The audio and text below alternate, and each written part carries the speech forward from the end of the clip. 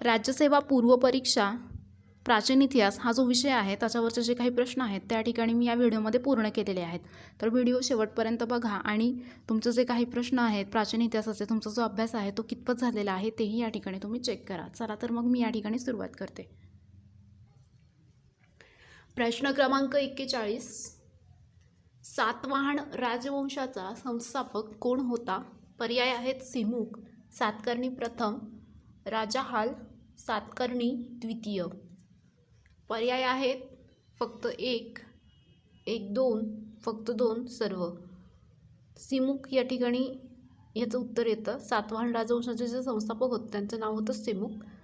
तसं जर बघितलं तर बघा, जे सातवाहनचे संस्थापक होते ते सिमुक होते आणि त्यांनी काय केलं की जे कण्व राजा होते सुशर्मा याला ठार मारलं आणि त्यांची जी सत्ता आहे सिमुक यांची त्यांनी त्या ठिकाणी प्रस्थापित केली. पुरातनात जर आपण बघितलं तर त्यांचं जे वर्णन आहे ते शिशुक आणि सिंधुक असं केलं गेलेलं आहे. शिशुक आणि सिंधुक असं वर्णन तिथे केलेलं आहे. तसेच बघा, सातवाहनामध्ये जे 30 राजा होते तर 30 राजांचा जर एकूण कालावधी बघितला तर किती वर्ष राज्य केलं त्यांनी, तर 460 वर्ष त्या ठिकाणी त्यांनी राज्य केलेलं आहे. तर 460 वर्ष राज्य त्यांनी त्या ठिकाणी केलेलं आहे. आणि सातवाहन जे होतं त्याची राजधानी होती, सातवाहनाची राजधानी होती पैठण. सातवाहनाची राजधानी होती या ठिकाणी पैठण. पुढचा प्रश्न बघा, प्रश्न 42. योग्य विधान ओळखायचं आहे आपल्याला. सातवाहनाच्या 30 राजांनी एकूण 460 वर्ष राज्य केलं. दुसरे विधान आहे सातवाहनांची राजधानी पुणे होती. फक्त एक, एक दोन, फक्त दोन, एकही नाही. या प्रश्नाचं उत्तर पर्याय एक, पहिलं स्टेटमेंट जे आहे ते बरोबर येते. सातवाहनांच्या 30 राजांनी एकूण 460 वर्ष त्या ठिकाणी राज्य केलेलं आहे. आणि आपण जर बघितलं तर जे सातवाहनांची राजधानी या ठिकाणी पुणे असं दिलं आहे हे विधान या ठिकाणी चुकीचं आहे. सातवाहन यांची जी राजधानी होती ती पुणे नसून पैठण ही होती.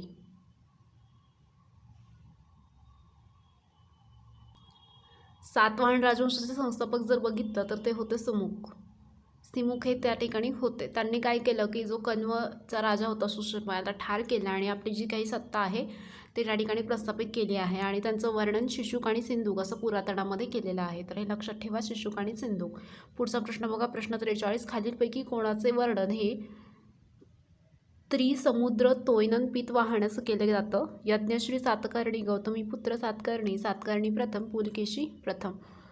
तर बघा, पर्याय आहेत फक्त एक, फक्त दोन, एकही नाही, वरील सर्व. पहिलं जे आहे यज्ञश्री सातकर्णी यांचं वर्णन त्रिसमुद्री तोयन पितवाहन असं केलं जातं. गौतमी पुत्र सातकर्णी यांचं वर्णन त्या ठिकाणी तसं केलं जातं. तर बघा, जे त्रिसमुद्र तोयनन पितवाहन आहे याचा अर्थ काय होतो, तर ज्याचे घोडे हे 3 समुद्राचे पाणी प्यायले आहेत असा त्या ठिकाणी त्याचा अर्थ होतोय. गौतमीचा मुलगा शतकर्णी जो होता त्यानं काय केलं की 7 वर्ष राजकारण करणारा एक राजा म्हणून त्या ठिकाणी त्याचं ओळख आहे. सातवाहन घराण्याचा सर्वात मोठा म्हणजे 7 वर्ष राजकारण त्या व्यक्तीनं केलेले आहे असे राजकर्ते म्हणून त्यांची ओळख आहे. आणि त्यांनी त्यांचं साम्राज्याची जी प्रतिष्ठा आहे ती त्या ठिकाणी 30 नाही मिळवली तर एक विशाल असं साम्राज्य त्या ठिकाणी प्रस्थापित केलेलं आहे. आणि गौतमीच्या मुलाच्या आणि त्याच्या विजयाच्या काळामध्ये आम्हाला त्यांची आई गौतमी बालाश्री यांच्या नाशिक शिलालेखातून पूर्ण माहिती मिळते. जर आपण वैयक्तिक जर असं बघितलं आपल्याला तर कोणत्या शिलालेखामधून त्यांची माहिती मिळते गौतमीच्या मुलाची, तर बघा तो आहे शिलालेख जो आहे नाशिकमध्ये सापडलेला, त्याच्यावरून त्यांचं जे काही आहे गौतमीचे मुलगा शतकर्णी यांची माहिती तिथे मिळत आहे. पुढचा प्रश्न बघा, प्रश्न 44. योग्य विधान आपल्याला इथं ओळखायचं आहे. पहिलं विधान आहे सातवाहन काळातील शेवटचे घटक ग्राम होते. दुसरं विधान आहे सातवाहन काळामध्ये उत्पादनाचा 1/10 भागा भूमिकर म्हणून शेतकरी राजाला देत असत.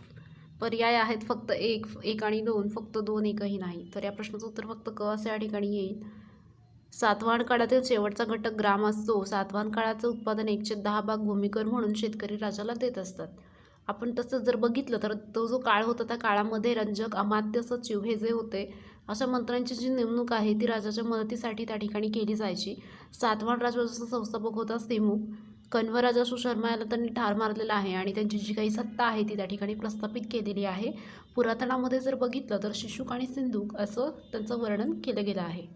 पुढचा प्रश्न बघा, प्रश्न 45. योग्य विधान ओळखायचं. पहिलं विधान आहे, शुंग घराण्याचे संस्थापक पुष्यमित्र शुंग होते. त्यांनी ब्रह्मदत्त मौर्य राजाचा खून करून मौर्य सत्ता नष्ट केली. पर्याय आहेत फक्त एक, एक आणि दोन, फक्त दोन, एकही नाही. या प्रश्नाचं उत्तर जे येतं ते ही जी दोन्ही विधानं आहेत ते बरोबर आहेत. शुंग घराण्याचे संस्थापक पुष्यमित्र शुंग हेच होते. त्यांनी ब्रह्मदत्त मौर्य राजाचा खून करून मौर्य सत्ता त्या ठिकाणी नष्ट केलेली आहे. तसेच बघा, जे पुष्यमित्र शुंग होते यांनी जे ग्रीक होते त्यांचं जे आक्रमण होतं त्याला विरोध केलेला आहे. शुंग साम्राज्याचे संस्थापक आणि एक पहिला राजा म्हणून त्यांची ओळख पुष्यमित्र शुंग यांची आहेच.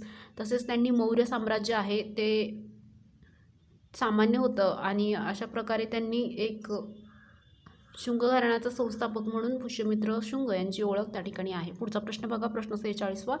योग्य विधान आपल्याला या ठिकाणी ओळखायचं आहे. खारवेल ही चेदी वंशाचे प्रतापी राजा होते. दुसरं विधान आहे, खारवेल यांचा भिक्षू राजाचाही उल्लेख करण्यात येतोय. फक्त एक, एक दोन, फक्त दोन, एकही नाही. दोन्ही विधान या ठिकाणी बरोबर येतात. खारवेल हा जो आहे तो चेदी वंशाचा प्रतापी राजा होता. खारवेल यांचा भिक्षू राजाचाही उल्लेख करण्यात येतो. दोन्ही विधाने ते बरोबर येत आहेत. थोडक्यात आपण जाणून घेऊया. बघा, खारवेल जे होते यांनी जे जैन भिक्षुक होते त्यांना ग्रामदान दिलेलं आहे. तसंच आपण बघितलं तर जे मौर्य साम्राज्य होतं त्यांच्या पडझडीमुळं जे कलिंगामध्ये चेदी घराण्याची त्या ठिकाणी स्थापना झालेली आहे. तर चेदी घराणं जे होतं त्याची स्थापना त्या ठिकाणी कलिंगांमध्ये झालेली आहे मौर्य साम्राज्यामध्ये. आणि जे राजघराणे होते तिथे बुदेलखंडचे चेदी घराण्याचं उपविभाग पण त्या ठिकाणी होते. आणि तसंच बघितलं तर जे राजा आहेत हे तर एक खरवेला जे होते त्या घराण्याचे तिसरे राजा होते. कलिंग चक्रवर्ती असं त्यांना म्हटलं जातं. उदयगिरी हत्ती गुफांच्या वर एक शिलालेख आहे ज्याच्यामध्ये स्तुती लिहिलेली आहे आणि त्याच्या कौतुकाप्रमाणे ते जैन धर्माचे अनुयायी त्या ठिकाणी होते. पुढचा प्रश्न बघा, प्रश्न 47. तिसऱ्या संगम परिषदेमध्ये खालीलपैकी कोणते ग्रंथ रचले गेले? मणिकमेघ, लाई, जीविका चिंतामणी, तिरुकुलार. पर्याय बघा, फक्त एक, एक, दोन, दोन, तीन आणि सर्व. तर या प्रश्नाचं उत्तर येते सर्व. पर्याय इथे बरोबर येतात. तिरुकुलार, जीविका चिंतामणी, मणिमेघ, लाई हे जे आहेत ते तिसरी जी संगम परिषद झाली त्याच्यामध्ये हे ग्रंथ त्या ठिकाणी रचले गेलेले आहेत. आपण जर बघितलं तर या तिसऱ्या संगम परिषदेमध्ये जे ग्रंथ दिले आहेत ते तुम्ही लक्षात ठेवा. मणिकमेघ, लाई, जीविका चिंतामणी, तिरुकुलार.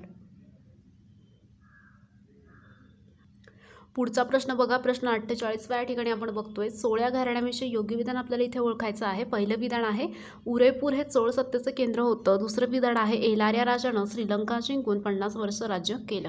पर्याय बघा, फक्त एक, एक, दोन, फक्त दोन, एकही नाही. तर क असं या ठिकाणी याचं उत्तर येईल. उदयपूर हे चोळ सत्तेचं केंद्र होतं. एलाऱ्या राजानं श्रीलंका जिंकून 50 वर्ष राज्य केलं. ही दोन्ही विधाने इथे बरोबर येतात. आपण जर बघितलं उदयपूर हे चोळ सत्तेचं त्या ठिकाणी केंद्र आहे आणि श्रीलंका इथे जिंकून एलाऱ्या राजानं 50 वर्ष त्या ठिकाणी राज्य केलेलं आहे. पुढचा प्रश्न बघा, प्रश्न 49. खालील विधानावरून राजाचं नाव ओळखायला आपल्याला इथे सांगितलेलं आहे. पहिले विधान आहे, हा शक वंशाचाच राजा होता. दुसरं विधान आहे, सुदर्शन तलावाची डागडुजी केली गेली. तिसरं विधान आहे, सर्वात जास्त लांबीचा जो लेख आहे तो संस्कृतमध्ये करून घेतले. पर्याय बघा, रुद्रदमन, राजेश्वर, राजशेखर, राजाहाल, रुद्रद्रमन हे जे आहे या ठिकाणी या राजाचं नाव ठिकाणी येत आहे. आपण जर बघितलं तर शक वंशाचाच तो राजा होता. सुदर्शन तलावाची डागडुजी त्यानं केलेली होती. तर हे जे रुद्रदमन होते ते एक शक वंशाचे राजा होते. तसेच त्यांनी जे सुदर्शन तलाव आहे त्या काळाचं तो तिथे त्याची डागडुजी त्यांनी केलेली आहे. तसेच त्यांनी सर्वात जास्त लांबीचा जो लेख आहे तो संस्कृतमध्ये करून घेतलेला आहे. तर सर्वात जास्त लांबीचा लेख म्हणून संस्कृतमध्ये एक लेख आहे आणि तो त्यांनी करून घेतला आहे. रुद्रदमन या राजाविषयी तो माहिती सांगतो. पुढचा प्रश्न बघा, प्रश्न 50. गाथा सप्तशती या काव्यसंग्रहाची रचना खालीलपैकी कोणी केलेली आहे? पर्याय आहेत, सिमुक सातकर्णी द्वितीय, राजाहाल सातकर्णी प्रथम. या प्रश्नाचं उत्तर राजाहाल असं येते. जे गाथा सप्तशती आहे हा जो काव्यसंग्रह आहे त्याची जी रचना आहे ती राजाहाल यांनी केलेली आहे आणि गाथा सप्तशती या काव्यसंग्रहाची जी रचना आहे ती राजाहाल यांनी केलेली आहे. तर याची जर PDF फाईल तुम्हाला हवी असेल या प्रश्नांची तर खाली डिस्क्रिप्शन बॉक्समध्ये लिंक दिलेली आहे, तिथे जाऊन तुम्ही ती डाउनलोड करून घ्या. आपणास हा व्हिडिओ जर आवडला असेल तर याला लाईक करा, तुमच्या फ्रेंड्समध्ये याला शेअर करा जेणेकरून त्यांच्यापर्यंत पण ही माहिती पोहोचेल. तसेच आपण जर ऑफिसर्स ऑनलाईन अकॅडमी या चॅनलला सबस्क्राईब केलं नसेल तर त्या ठिकाणी सबस्क्राईब करा आणि बाजूला तुम्हाला बेल आयकॉनचं एक नोटिफिकेशनचं बटन दिसत असेल त्या ठिकाणी क्लिक करा, जेणेकरून आमचे नवीन व्हिडिओचे अपडेट्स जे आहेत ते तुम्हाला त्या ठिकाणी भेटतील. तुम्ही व्हिडिओ शेवटपर्यंत बघितला त्याबद्दल तुमचे खूप खूप धन्यवाद. चॅनलला सबस्क्राईब करा. Thanks for watching.